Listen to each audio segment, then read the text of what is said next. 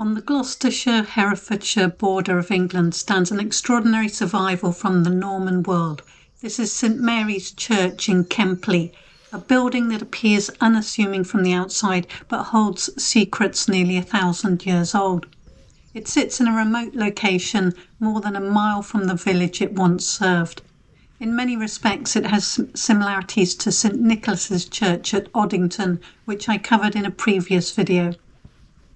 Built around 1130, St Mary's was likely the work of Baron Hugh de Lacy, the owner of Kempley Manor. The de Lacys were among the wealthiest and most powerful Norman families in England at the time.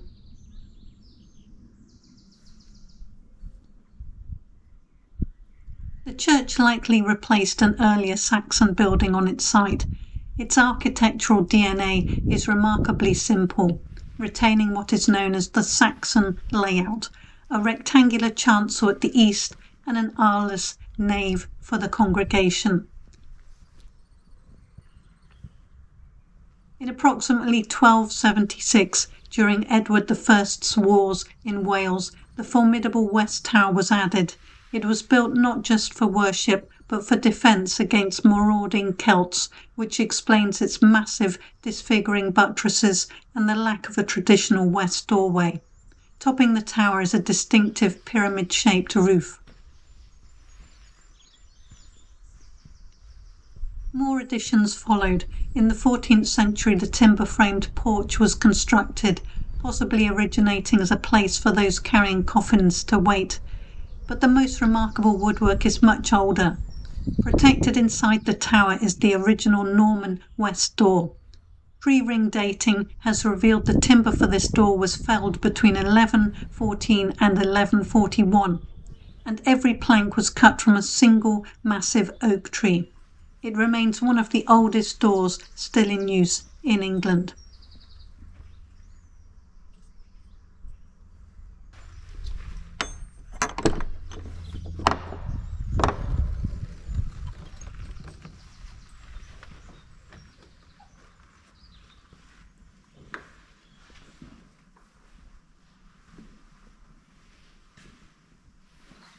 While the exterior of St Mary's is unassuming, perhaps apart from its pink wash exterior colour, the interior is even more remarkable.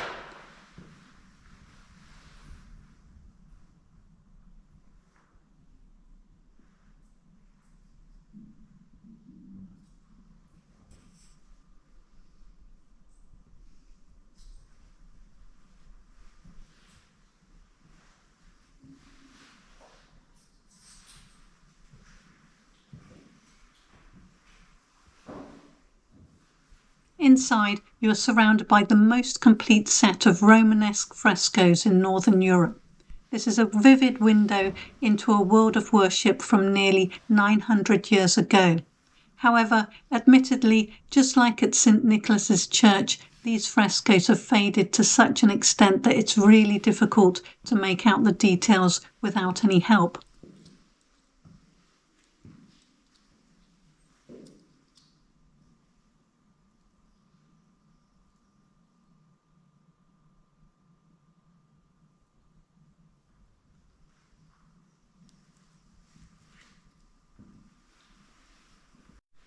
On the north wall, the Wheel of Life illustrates the 10 stages of man. It follows a human life from a mother with a child through youth and kingship to a blind old man and finally to a coffin and tomb.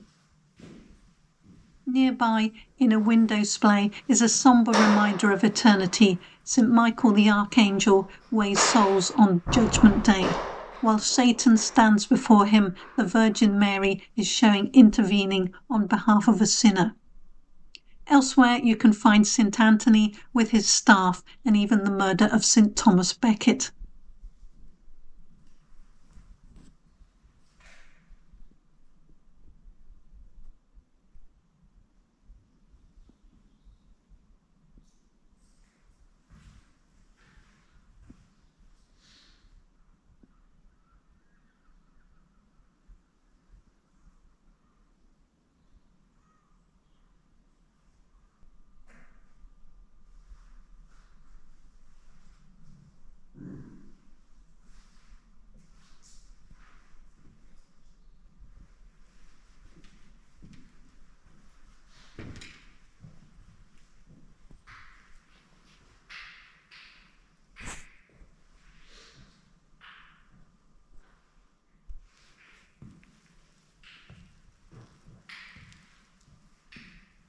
Dominating the ceiling is Christ in Majesty, painted around 1120.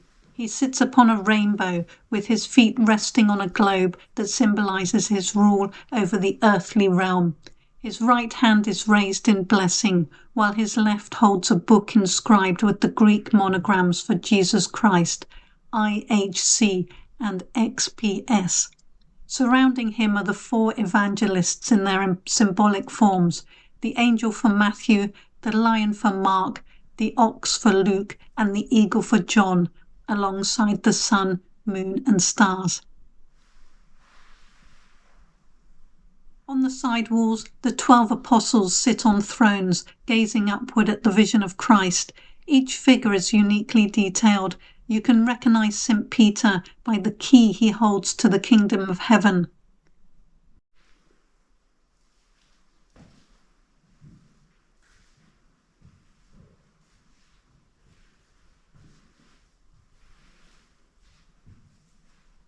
Near the east window, which is decorated in a vibrant checkerboard pattern, the paintings depict a walled city, the gates of Jerusalem, and a bishop in full liturgical dress. In another scene, an angel draws back a cloth to reveal the empty tomb to the three Marys, a powerful depiction of the resurrection.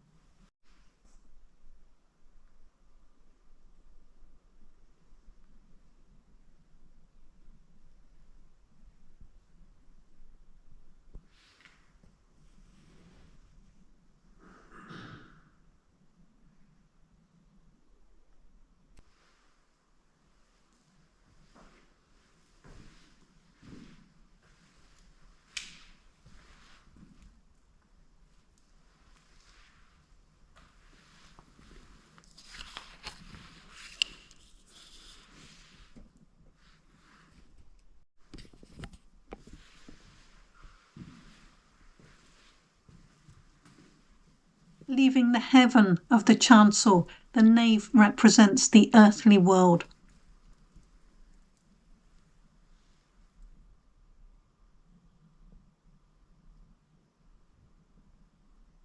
These paintings, added primarily in the 14th and 15th centuries, were created using a different technique.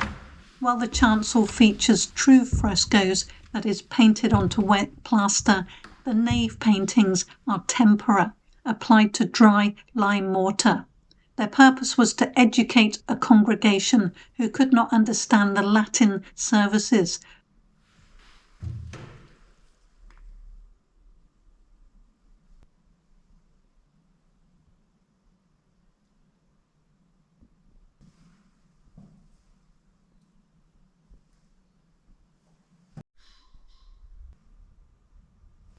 These treasures only survive because they were hidden behind whitewash during the Reformation.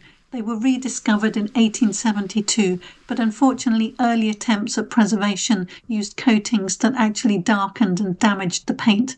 Today this church is under the care of English Heritage, who are aiming to save these fragile masterpieces.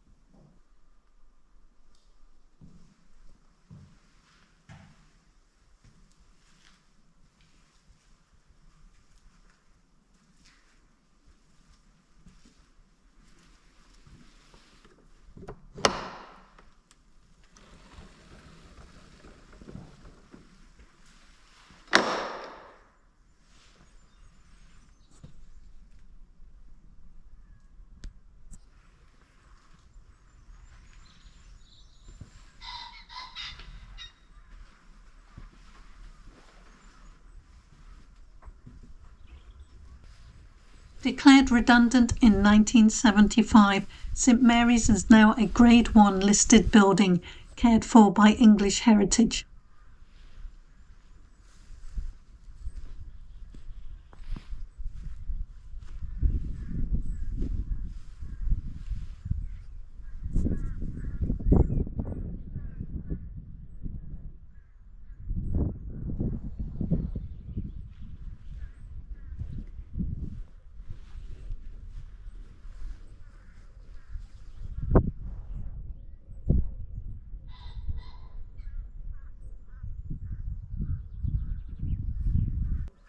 Declared redundant in 1975, St Mary's is now a Grade 1 listed building.